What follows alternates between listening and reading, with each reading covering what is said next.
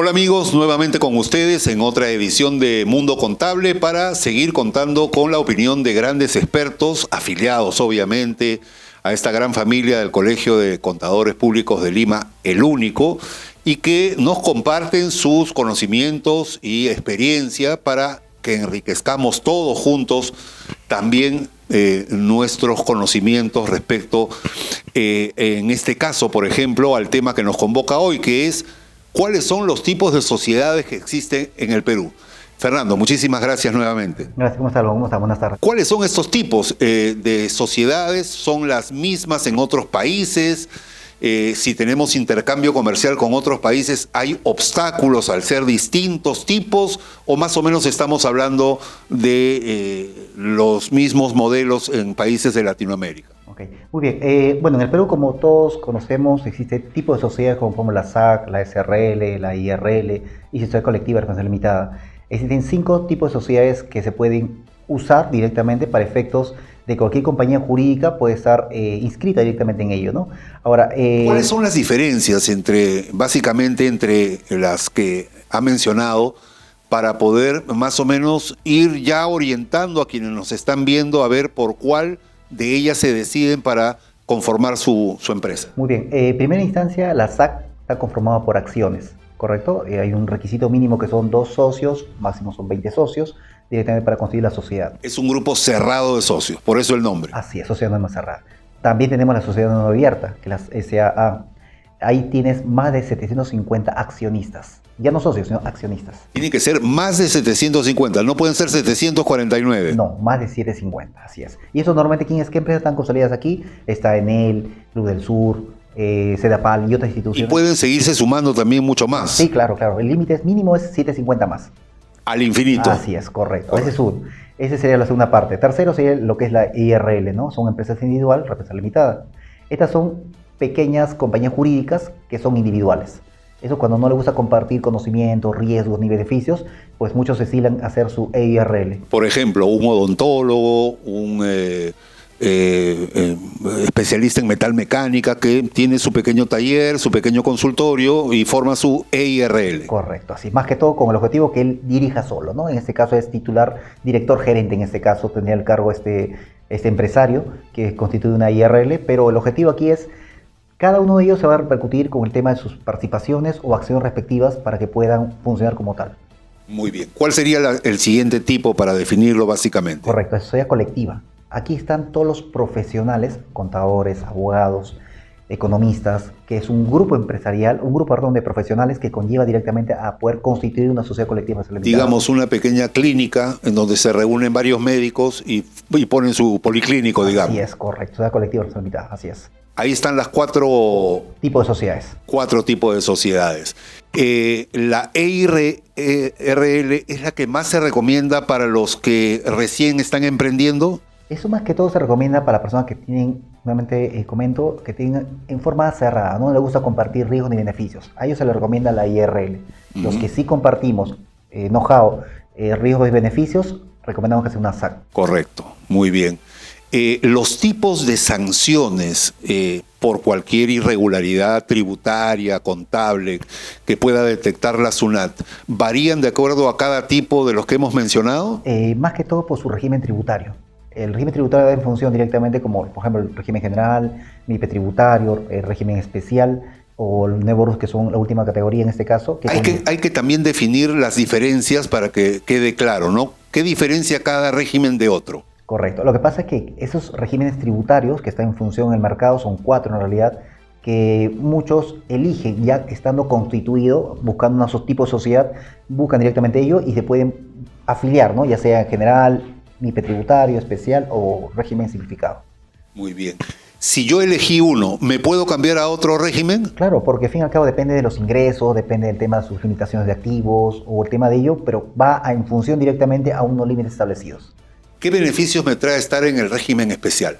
Por ejemplo, más que todo el beneficio es que no presentas impuesto a la renta cada año. Solamente son cancelatorios tu pago del PTC 21 que presenta mensual, son cancelatorios. Por ejemplo, con las exoneraciones que hay en la selva, ¿ahí sería oportuno poder conformar una empresa en el régimen especial? No, sería en régimen general. más que todo porque es una empresa donde ya más se consolida el tema de los negocios, bienes y servicios. Correcto. Las exoneraciones entonces no tienen nada que ver con el régimen que yo elija. Las exoneraciones corren por otra línea, digamos, paralela. Así es, correcto. No se cruza con el régimen que yo defina al momento de constituir mi empresa. Correcto, así es. Muy bien. En cuanto al porcentaje de tributación, también varían obviamente estos regímenes. Sí, claro que sí. De hecho, el régimen general tributa por su IGB 18% y su renta 29.5% al año, pero también tiene pagos parciales que son 1.5% o el coeficiente. ¿Y el especial? Claro, ahí viene el MIPE tributario. El MIPE tributario también conlleva el IGB 18%, el 1% de pago con impuesto a la renta, y el régimen especial es 18% de IGB, 1.5% de renta. Eso es lo que conlleva el tema de los tres regímenes tributarios, y el RU son cuotas mensuales. Muy bien. Mucha gente se preguntará, ¿y los consorcios en qué sistema están? Correcto, los consorcios son consolidación, en este caso, de 2 a más empresas. Puede ser jurídica, puede ser naturales. Y si tienen distintas denominaciones y distintos regímenes, ¿cómo hacen para consorciarse? ¿Cuál sería su común denominador? Correcto, el consorcio es un ente aparte de las personas jurídicas, es un ente aparte constituida que conlleva directamente de esta asociación, de esta agrupación de empresas jurídicas naturales, que conlleva directamente a consorciarse. Tiene un RUC aparte, es en forma independiente, igualmente su contabilidad. Es decir, para poner un ejemplo, pueden tener las empresas de origen que se van a consorciar un tipo de sangre distinto al que va a tener el consorcio. Así es, correcto, porque es algo independiente, no tiene nada que ver con las personas jurídicas que ya funcionan en la actualidad. Y una empresa que se consorcia con otra y que da origen a un consorcio puede seguir trabajando fuera del consorcio con otra contabilidad. Correcto, paralelamente sí, así es. Independientemente de las personas jurídicas trabajan y se juntan solamente para hacer consorcio y cumplir un objetivo común de, por ejemplo, brindar servicios o bienes al Estado. Exacto, que por ejemplo ganan una licitación, termina la obra y muere el consorcio. Así es, correcto, porque es determinado. Y todo eso hay que declararlo a la SUNAT. ¿Cuánto tiempo de estimación? ¿Y qué pasa cuando un consorcio estima que la obra va a durar 3 años y vienen las consabidas adendas y demora 6? Se amplía solamente el contrato. El contrato es una adenda adicional donde se amplía de los 2 años, 3 años, se amplía 2 años más. El no informar de esta ampliación sí constituye una, digamos, irregularidad. Sí, claro que sí. De hecho, tiene que ser como que acarrea una sanción económica. Así es, por parte tributaria, ¿no? Así es. Muy bien. ¿Qué pasa si la empresa que se consorcia, una de las dos, por ejemplo, quiebra? ¿Quiebra también automáticamente el consorcio? No, son independientes. El consorcio es independiente y las personas jurídicas son independientes. A y B y consorcian para la empresa del consorcio el oso polar. Entonces son totalmente diferentes. Si el consorcio fracasa, afecta directamente a cada uno de ellos económicamente, pero no la parte de constitución. Muy bien. Muchos estarán preguntando, sobre todo los amigos emprendedores, bueno, ya eso es para los grandes, pero yo quiero saber, por ejemplo, ¿cuántos trabajadores puede tener una EIRL o una SAC o una empresa abierta? Me han hablado de 750 socios, pero yo quiero saber cuántos trabajadores puedo tener en planilla. Normalmente las microempresas, hay un límite establecido, ¿no? De un colaborador a 10 colaboradores, esa es la microempresa. Le sigue la mediana empresa de más de 50 colaboradores y después el régimen general sí se llama de, no hay límite establecido. Y también aquí son por líneas paralelas el número de colaboradores versus el régimen al cual yo esté sometido. Así es, totalmente diferente, todo es separado. El régimen no influye para nada en el número de planilla que yo pueda tener. Correcto, así es. Muy bien.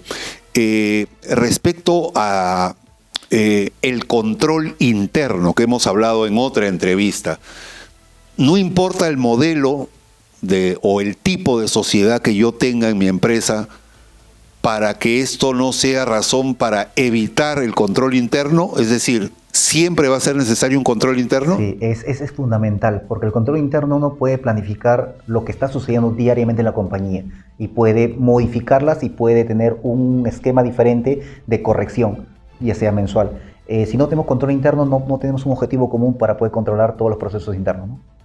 Muy bien. Al ser en Latinoamérica más o menos el mismo sistema, ¿qué pasa cuando yo cruzo el charco, como se dice, y me voy a hacer negocios a China? allí el modelo o los modelos o los tipos de sociedades son totalmente distintos a los peruanos. Claro que sí. ¿Qué hacer frente a ese caso? Bueno, ya en China más que todo funciona el tema de la corporación. Por eso sus siglas son Corporación Co. Ltd. Son limitadas. Ellos casi su constitución es una sola. En cambio aquí en Perú tenemos el tema de la comparación con diferentes tipos de sociedades. En cambio es una sola nada más y se tributa directamente con la opción de su movimiento interno como lo hacemos acá en el Perú, ¿no? Ellos tributan el IVA, tributan impuesto a la hacienda. En cambio aquí nosotros tributamos directamente con el IGB y los pagos a cuenta de impuesto a la renta. Muy bien. Acá sin embargo escuchamos corporación tal, corporación A, corporación B. Hay una reconocida marca de gaseosas que tiene como nombre corporación, que lleva el apellido de la familia. ¿Este es un nombre comercial simplemente o también existe un registro de corporaciones en el Perú? En el Perú no, en realidad, sino acá no funciona el ¿Es tema. un nombre comercial Sí, entonces? correcto, así es, porque solamente le llaman corporación, que es un grupo empresarial que solamente lo llaman corporación. Que es como para darle potencia, fuerza al nombre, nada más. Claro, más que todo. Pero no hay un régimen especial de corporaciones en el Perú. No existe. Cosa correcto. que sí es patrimonio monopólico, digamos, en China. Sí, correcto, eso sí, es diferente para allá. Otro país con el que tenemos, por ejemplo, Tratado de Libre Comercio, Estados Unidos. Allí es fácil también tener una relación empresarial o los tipos de empresas también son corporativas como en China. Bueno, son de menor gradualidad en este caso los americanos, pero igual también tiene el mismo sistema de constitución. Lo que tiene en Latinoamérica sí es casi igual, ya sea Chile, sea Colombia, se constituye de esa manera, ¿no? Pero justo quería acotar esa parte, ¿no? Acá en Perú, por ejemplo, cuando constituimos una persona jurídica, aportamos bienes no dinerarios, ¿cierto? Para poder constituirla. Es el único país donde te permiten hacer eso, la constitución. Chile, Colombia no te permite hacer eso. Solamente tienes que aportar capital. Así es, bienes, llamemos dinerarios. Ajá. Entonces cuando yo recuerdo, le cuento una anécdota, estuve en Santiago, hace parte ya muchos años, quise hacer negocio en realidad, que es una especie de una cafeta allá en Chile, y me dijeron, no puedo hacer con constitución, llamemos bienes dinerarios, sino bienes dinerarios, 1 millón de pesos chilenos. Entonces como que no tenía en ese momento. Igualmente en Bogotá, cuando fui a construir hace una fonda, me dijeron igual, 1 millón de pesos colombianos. Entonces como que me limitaban. El único país que me permitía, y tengo acá empresas en Perú, es más que todo bienes dinerarios y no dinerarios, funciona en Perú más que todo. Y si yo tengo un inmueble y quiero ponerlo como parte de los activos a la hora de constituir una empresa, esa va a ser mi oficina, esa va a ser la sede central de mi empresa, de mi sociedad, no se puede cuantificar, salvo que sea en el Perú. En otro país no se puede cuantificar. Claro, correcto. Si yo quisiera constituir una empresa, tengo que vender esa casa y luego inyectarla como dinero a la hora de constituir la empresa. Correcto, así es, porque eso, justo lo que me mencionas, quise hacer un negocio también en Madrid, ¿no? En España. Me pedían como mínimo, aparte del bien aportado en ese momento en Madrid, me decían, tienes obligación de contratar españoles en tu nómina. Y mira, ¿cómo es España y cómo es Perú? Acá en Perú, lo que tú quieras. En cambio, ya no. Ella dice, tiene que ser primero, la primera nómina tiene que ser españoles. Y tienes que contratar españoles sí o sí para que pueda funcionar tu negocio. Entonces, a un extranjero obliga a contratar a un español para que pueda funcionar el negocio. En cambio, aquí es más libre la parte de eso, ¿no? Muy bien, pero también se puede prestar a irse al otro extremo. Es decir, yo quiero formar un call center, ¿no? Para seguir con el ejemplo, y tengo 10 computadoras. Pero esas computadoras yo las cuantifico como que cuesta $500,000 cada una y digo que mi empresa vale $5 millones. ¿Eso es capaz de detectarlo la SUNAT, que estoy sobrevaluando mi empresa? Claro, normalmente los precios son valor de mercado, ¿no? No podría tener un valor de 5 o 20 millones, es imposible en realidad. Te aportas, por ejemplo, una lacto vale entre 1.000 soles o $1.000, perdón, 3.000 soles, 5.000 soles, no más. No hay una lacto que valga pues 200.000 soles, es imposible. Por eso es que es un valor de mercado. Uh-huh. ¿Y cómo hacemos con los bienes que no son cuantificables? Por ejemplo, me compro el logo de Aeroperú y quiero formar mi línea aérea. Y yo declaro ante la SUNAT que el logo, por estar posicionado en el cerebro de la gente, vale $10 millones. ¿Por qué tendría que valer 10 según mi opinión y no 5 según opinión de otro experto o de repente 50 según opinión de un tercero? ¿Quién cuantifica eso que no es cuantificable? Eso más que todo es el perito. Determina directamente el monto de la marca, en este caso, que es un intangible, que valora directamente el peso comercial. Si compramos una marca ya que funcionó en su momento y no está, llamemos, cotizada en el mercado, pues el valor hace mínimo. En el tiempo, cuando uno comienza a hacer los servicios, ya sea aerolínea, y deseas, llamemos, seguir forzando el negocio, pues va a ser directamente, eso va a posicionarse en el mercado recién nuevamente, ¿no? Va a tener un valor comercial y puede crecer en el tiempo. Eso en realidad es un valor intangible en este caso. Muy bien. ¿No importa o hay límites para el aporte dinerario al momento de constituir cada tipo de sociedad? Ok, no hay límite establecido. Uno puede constituir en conjunto, puede ser también bienes dinerarios y una parte puede ser bienes no dinerarios. Entonces, eso no limita en este caso la constitución. Uno puede hacer de esa manera, ¿no? ¿Cuál es el monto mínimo de capital que se puede aportar para constituir una empresa? He visto montos mínimos de 1.000 soles, como mínimo, ¿no? Pero hasta menos puede haber. Que suelen ganar licitaciones públicas sí, incluso, sí, es ¿no? más, claro, porque al fin y al cabo esto ya es otro tema, ¿no? Pero igual conlleva el tema de la constitución mínima es 1.000 soles. Digamos porque así se usa o porque lo dice el reglamento. No menciona monto mínimo, pero he visto muchas constituciones de 1.000 soles como mínimo. ¿Cómo hago con el tema de la ubicación, mi domicilio legal? ¿Siempre tiene que existir uno físicamente o puede existir ahora que existen negocios virtuales también direcciones electrónicas? Correcto. Hasta antes de pandemia, la dirección era el domicilio fiscal era físico, ¿no? Te domiciliaban, iba a tu domicilio. Ahora con el tema de los cambios que ha habido, ahora es electrónico en realidad, ¿no? Uno puede ir a una oficina electrónica y te notifican a ese buzón obligatoriamente, ¿no? Correcto, es decir, yo no necesito un contacto físico para atender a mis clientes, tengo un negocio de comercio electrónico, suficiente con que mi casilla esté en la nube. Así es, correcto, porque te van a notificar en esa opción, ¿no? Como tu clave sol también. Estar en la nube es más fácil de detectar también probables rutas de dinero mal habido, digamos. Claro, porque al fin y al cabo los negocios van a ser de transacciones comerciales, pero el tema es mantener la información del domicilio fiscal más que todo para una notificación o verificación tributaria, ¿no? Si yo tengo una dirección electrónica, ya no necesitaría aportes ni siquiera dinerarios, no necesito aportar mobiliario, no necesito bienes inmuebles, pero tampoco necesito, digamos, una constitución monetaria, ¿o sí la necesito de todas maneras? Claro, el tema de la constitución es sí o sí. El tema de la ubicación de tu domicilio, en este caso el domicilio fiscal, puede ser virtual o puede ser también físico. Eso ya depende de cada uno, pero en este caso la constitución es sí o sí para tener un RUC vigente y poder funcionar como negocio. El Tribunal Fiscal de la SUNAT tiene, digamos, salas especializadas para cada tipo de sociedades a la hora de que tenga que procesar algún probable delito fiscal. No. El Tribunal Fiscal en realidad es la segunda instancia después de SUNAT.